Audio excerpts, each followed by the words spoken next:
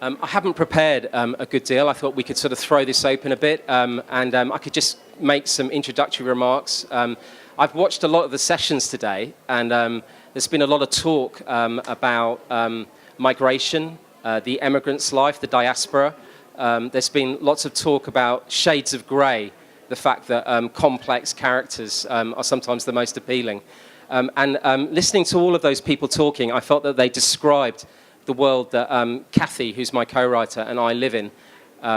We decided to go on this journey to find much more complexity in everything that we wrote.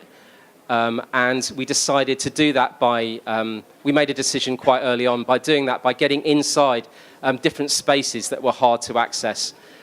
So when we contemplated writing Deception, which is the first book that we did this, we thought the most interesting thing would be if we could be inside the world of A.Q. Khan. If everyone remembers that story, he made an amazing televised confession, and suddenly everyone claimed that he'd acted on his own and he'd had this maverick idea to sell nuclear weapons around the world, and it was nothing to do with the state in Pakistan.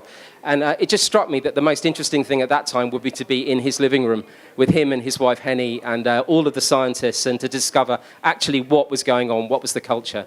And that was the beginning of a journey from that book on A.Q. Khan, which I'll come back to in a minute, through to a book called The Meadow about the abduction of some backpackers in Kashmir, and then onto The Siege, which was about the 26/11 attacks in Mumbai, and from that moving onto The Exile, which was by far the most stupid thing that we could have tried in a sense, which was to try and tell the story of Al-Qaeda from inside Al-Qaeda, if you like, from their street corner, moving upwards, and actually get a sense of what the organisation was like. But there's a common theme behind all of these, and maybe I'll start with that.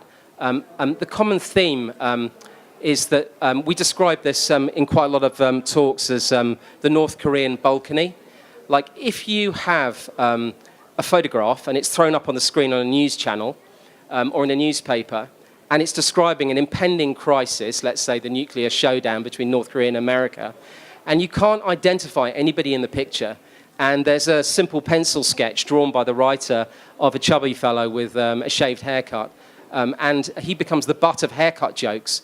That, for me, is a thoroughly despicable way to build foreign affairs and to write any kind of analytical pieces and say anything that I read about North Korea that is predicated on simple charcoal sketches which remark on what people are wearing, very much sum up where we're up to in terms of journalism and in-depth reporting. I want to know everything about those people. I want to know about their families, where they've come from, their education. I want to have some sense of what their routine is in their lives and make decisions based upon that understanding. And I felt the same way about the epoch of terror. We were thrust into this world after 9/11, in fact, well before 9/11. In the 90s. And yet all the writing that came out of it was like really two-dimensional. And for me and for Kathy, most of it was like a cop show. Even the really good stuff, the stuff I really love, it's like a police procedural. It's what the authorities tell you to tell the reader. It's what the government tells you to tell the reader. And for me, that struck me as flawed, deeply flawed, in that all of the analytical ability of the media and writers, why can't that be applied to being inside the movement? I mean, there are obvious reasons why. It's really hard. It's much harder to be inside something than to be looking on the outside. It's much harder. That's one reason. There's a lot of self-censorship. So what happens is you say, let's say looking at A.Q. Khan or looking at Lashkar-e-Toiba, will they let me in? And then your inner self says, they won't, so I won't ask. So self-censorship means then you don't do the things that you should do, which is knock on the door or get on the phone.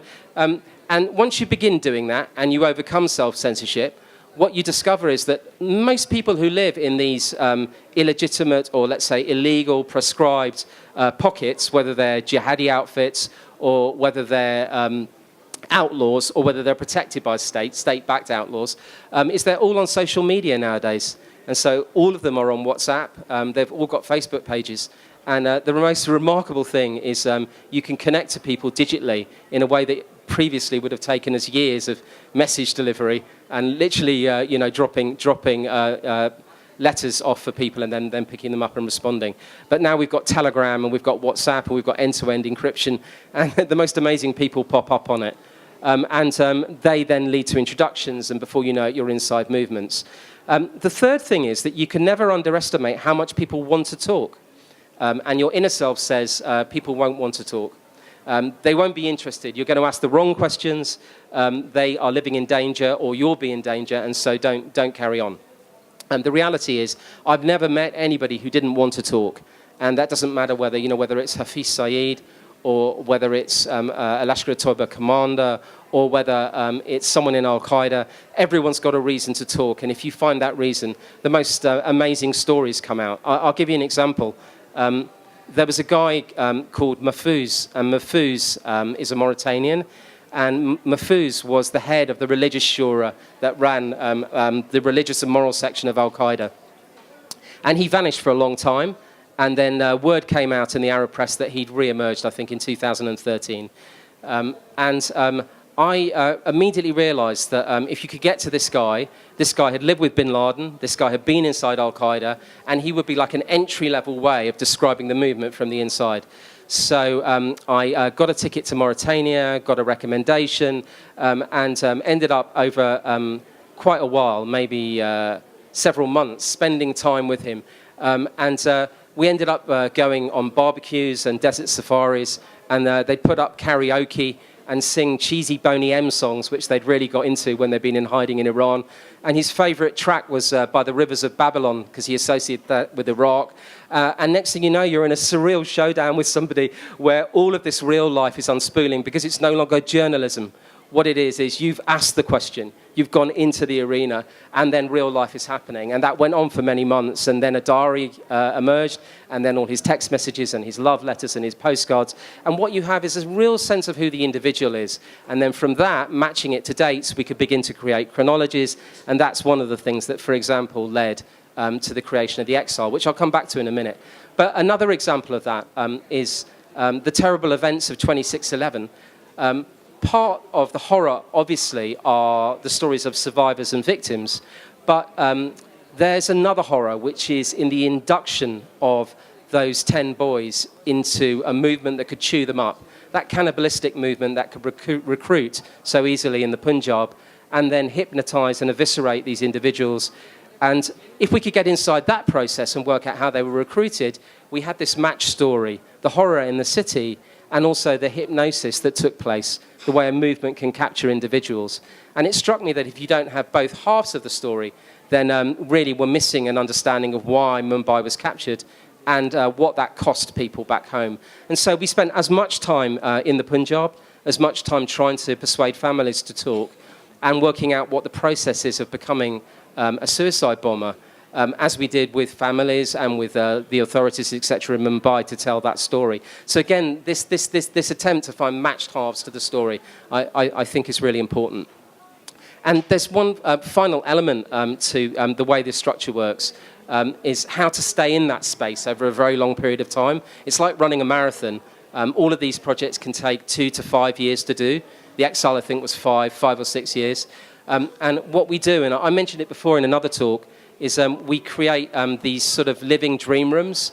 So we give one room aside, and in that room we build a kind of replica of the interior of everything that we've seen. We put up photographs, we put up maps, we have we have small headshots, we have large portraits and landscapes, and every time we step into that, we're stepping into the world of our book and the world that the people live in. And it's a useful way of always being in the spirit of what we're writing about. Otherwise, you can be 3 years in and just get fatigue and kind of step out of that environment. You can't always be in Mauritania. You can't always be in Yemen. You can't always travel to do it. So the world of the imagination becomes as important and as sustaining. But there's a common factor, I think, in all of those books, and that is that we really believe in primary source material. I think the title of this talk was Writing is Hell. That was actually a glib reference to the fact that it can be really hard work, living off your wits and coming up with enough fresh impetus to write. It can be. But there's also another reason, and that's because there's too much writing now, and a lot of it's really untrustworthy.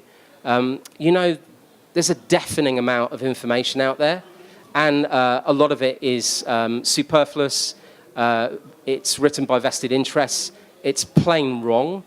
It's full of lies. It's sponsored or paid for by somebody. And therefore producing long-range work which relies on primary sources and doesn't have vested interest, I think is really important right now. And then trying to work out how you can point out that this kind of work comes from that space. So one thing we do is we tape all the interviews are digitized, and then we create a library that sits alongside any work. So footnotes break up reading, but they're a good way of showing you that any point that's made in the locale is made by that person, and it's real. Eventually we'll collate all of that material and we'll create a web-based library for it. But being deafened by spurious voices has been a real problem. Who do you trust? I've got two quite young children, and I watch them on the internet now. And for them, there's no difference between YouTube and a news channel. When they're trying to Google research for a school project, how do they verify the information? You know, the nearest they get to it is an instinct that comparative knowledge is good. Comparative knowledge, maybe more than one answer. So that's what they'll do. They'll look for several answers. But maybe all three that they've gone for are unreliable. And I have a comparative attitude to truth as well. In nearly every setting that we go to, that Kathy goes to, or that I go to, we try and reconstruct events through multiple viewpoints. And I think that's a crucial thing. And another reason why writing is hell, because you need so many viewpoints. It's a broken dinner service, and you have to put the dinner service back together. So if you take Mumbai, horror and shock distort memory. And so memories in themselves become unreliable. Although they are powerful stories, they may not place you at the right time and place. So then you have to take cell phones, you have to take text messages, you have to take metadata out of when people have sent text messages to create your own chronology. So creating reliable chronologies, a multiplicity of views, you may get nearer to one complete scene. One that really strikes me, how are we doing time-wise? Okay, not too bad. One that really strikes me is Bin Laden himself. We began the book with a scene that seems cinematic, and it was the thing that took the longest to do. He's in the caves in the White Mountains, and what he really wants to do is get a great view of what he calls the planes operation, which we all call 9/11. And he's climbed up to about 14,000 feet to be in this cave, and he brought an entourage with him, including a man and his son who carried a generator, a load of cables, and a satellite dish.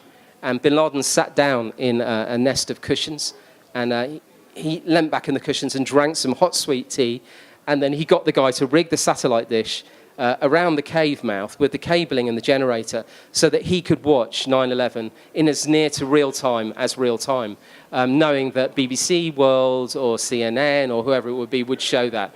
And the satellite guy couldn't get a signal. And we found the satellite guy and his son, and he told this remarkable story of moving the dish around the mouth of the cave. And everywhere he moved, all there was white noise. And Bin Laden's getting really frustrated and looking at his clock, thinking that time is coming. And actually, there's a reason to write the scene in that way. It's not to make fun of the events that happen or to belittle it. It's to show you that there is this vanity that exists within the individual, and that scene is the beginning of a character arc.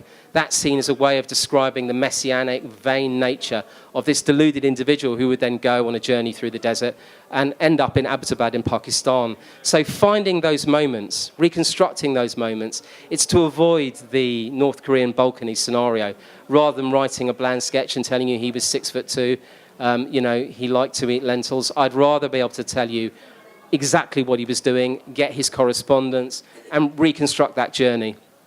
There are downsides to this. It's very hard to get rich doing this kind of writing.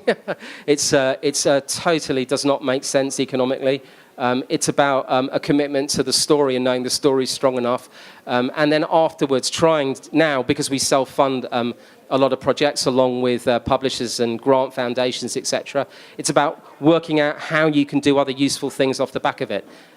So with that, for example, we're doing a documentary based on the evolution of enhanced interrogation, and we're doing it with the interrogators. So the people who tortured will tell the story about being the torturer rather than the other way around.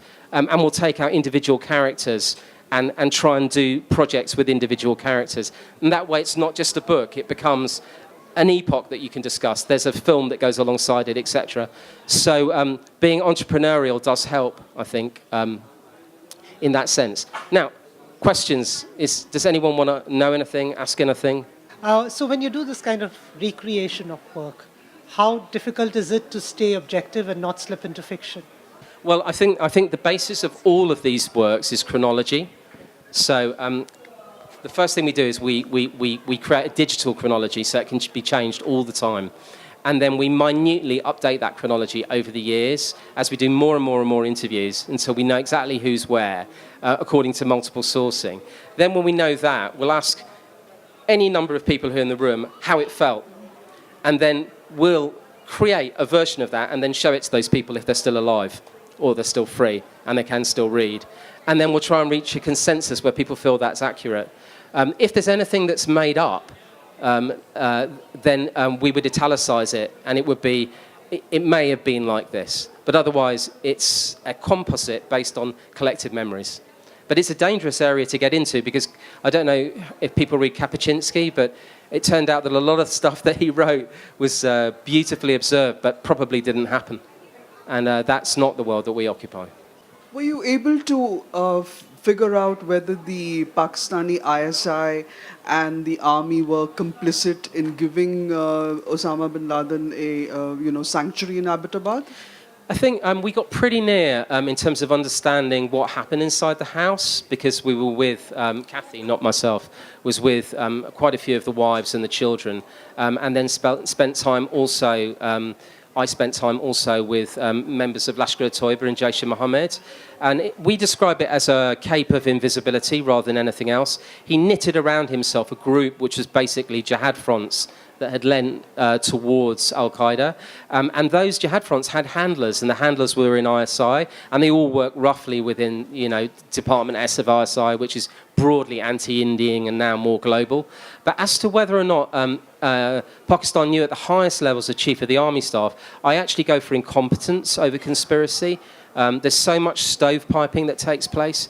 Our view, in the end, was that there was this invisibility that existed around him, but it wasn't known at the highest level.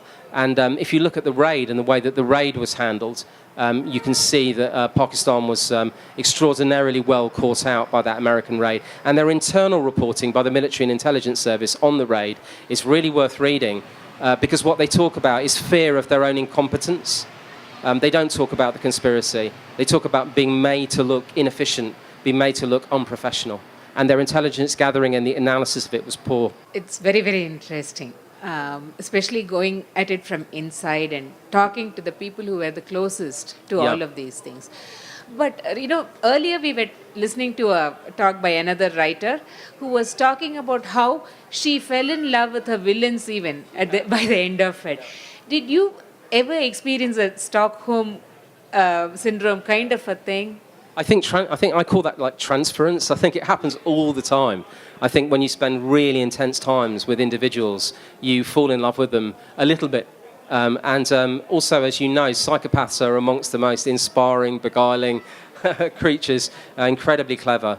And so there is a bit of transference that takes place. That's not to say that I have in any way, particularly coming from a Jewish background, any empathy. I have none, but I do have a strong desire to understand, so my desire to understand always, nearly always, not quite always, but nearly always, overcomes my horror. But I have been with people who have so revolted me that I found it hard to be in their space for long, including members of Islamic State who were living in a cell in Germany and were working in the daytime cleaning hospitals. And then we spent time with them at night, and they had just become so toxic. It was really hard to live in their death cult. Really hard to get near to that. I couldn't wait to leave, actually. So yeah, I think that's hard, actually. Loved, but also not loved. I have two questions.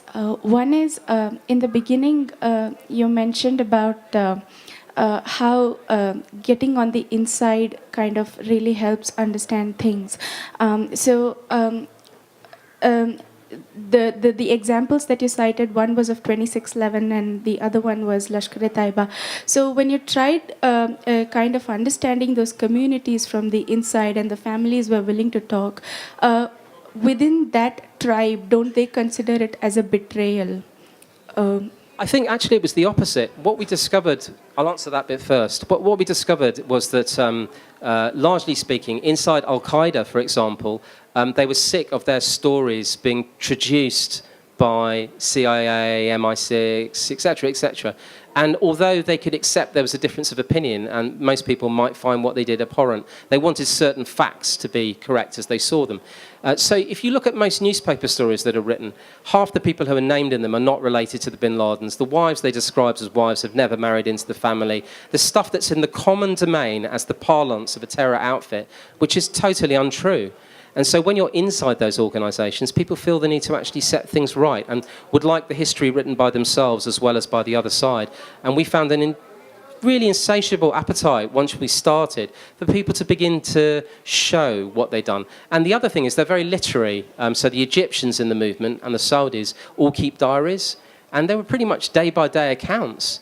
And even when they were kind of imprisoned, like there's a parallel life they led where they were given sanctuary in Iran. It might be the only thing President Trump was right about, by the way. That Iran actually ended up being a huge sponsor of Al-Qaeda for different reasons, not the reasons he gave. But their life inside Iran was documented by all of them, and they took it in turns to write a collective diary. And so you have a sense that they knew that they needed to record the extraordinary events that were happening, but had no way then of telling that story. Okay. The other question is, you mentioned about how it could not be economically feasible, this kind of a planning and this kind of a setup. So what if you have such a for the sake of writing a book, a novel, you want to kind of tap such a you want to such a plot, but you don't have that stability, the economic stability to carry out such a meticulous planning. Yeah, who cares? Yeah, let's get rid of that idea at all. It doesn't need to be underpinned by huge amounts of money. I mean, there's grants, there's grant foundations, and they're open to globally to anybody who can write a proposal. And I've become really, really prolific at writing to grant foundations because I don't want money to limit a project. And so if I can write to Ford, I can write to Bertha Britdock, I can write to Catapult in San Francisco, any number of people who I feel maybe want to be part of a much bigger project. And also, I don't see a book as a book. I see a book as part of the life of a story. And that, for me, will be part of, let's say, a film project, an archive, digitizing different elements. And I live with all the people who are in the books. And some people who don't make the book itself are people I'll come back to later. And, the greatest problem, in fact, is writing with brevity. As you'll notice, some of the books are quite fat, and actually the shorter books maybe are more successful, but sometimes there are so many wonderful situations it's hard to cut back on them. But don't let the economy of it be the reason to stop. That's another element of self-censorship. There is funding out there to attract to a great story, and it can be found. You can find it. Hi, I've just been reading the Exile. Like, how long did it take to write Exile, and how many countries did you visit to, get information? Yeah, there was quite a few. It was 5 years in all, I think, just over 5. But really, there's a legacy, so there's a bit of cheating when I tell you that. And that's because we began in '94, and we began working in Pakistan and in India in '94. And in India, our first job was to go to Kashmir. When everything was kind of going slightly mad in Kashmir. And we had no idea what was going on. And I have to say the same was true in Pakistan. But all the people we met from '94 then became slowly elevated within their own movements. So by not going away and sticking at it, by the time we started working in 2000 and let's say something like 2011, we started working on Exile. We had access to a lot of people who we'd met when we were children, writing rubbish articles for newspapers where we should have known better. So in terms of how far we had to travel. We just went to wherever people agreed to talk. So broadly speaking, I think the best information came from Mauritania. The Mauritanian, we ended up, apart from singing karaoke, we ended up spending a lot of time with him. Then Jordan is a huge font of information. Dubai is a great nexus. Pakistan, obviously, and then Yemen was also really, really useful. And a whole host of other small trips that were made whenever we could get finance and had a specific goal. But the hardest thing in these things is protecting yourself on the... So it's like working out your own strategy for what you'll do when you're there and having a strategy you're comfortable with rather than one which is made up on the hoof. So we like photograph all our drivers, photograph the number plates. We always have local sims. We're really prepared for where we're going. We agree places to meet. It's all mapped out in advance. And as long as you stick to a structure and you're never greedy, you know, and get passed off to something, as soon as you're passed off, you know, you're finished. In my world. So I like to stay in the realms of what I know. This is the last question. When you're spending time with some of these members of the terrorist organizations, and so how did they treat you? Were they respectful to you? And did the differences in how they treated you have any influence on how you portrayed them in your books? Once you've persuaded people to talk, which is the hard bit, whether they're an American interrogator or the head of the religious shura in Al-Qaeda, things tend to move along pretty well, as long as there's no lying. So there's always an elephant in the room when I turn up, or with Kathy it's slightly different because she wears a niqab when she goes into meetings. When I turn up, everyone just wants to know where I'm from, and they want to know, you know. So it's always asked really politely, where are you from? And, you know, that really just means, are you Jewish? So you just have to address that one head on. And if you lie, then you begin to get into a world of half-truths, and that's super dangerous. So it's better to live up to people's prejudice and actually tell the truth all the way through, rather than actually begin to, you know, to lie and have to backpedal. And then within that, there are insecurities. You know, like everybody has a suspicion with strangers. So, you know, dealing with that in the way that you would in a college campus or in a staff meeting is the way I approach these meetings, you know, in a mundane way, like direct, focused, you know, and a lot of listening. It's good to listen and let people talk and just vanish into the room a bit. I think I've spent most of the 5 years listening, I think. We'll have to bring this to a close, Adrian. Thank you so much. Thanks very much. Thank you, everyone. audience.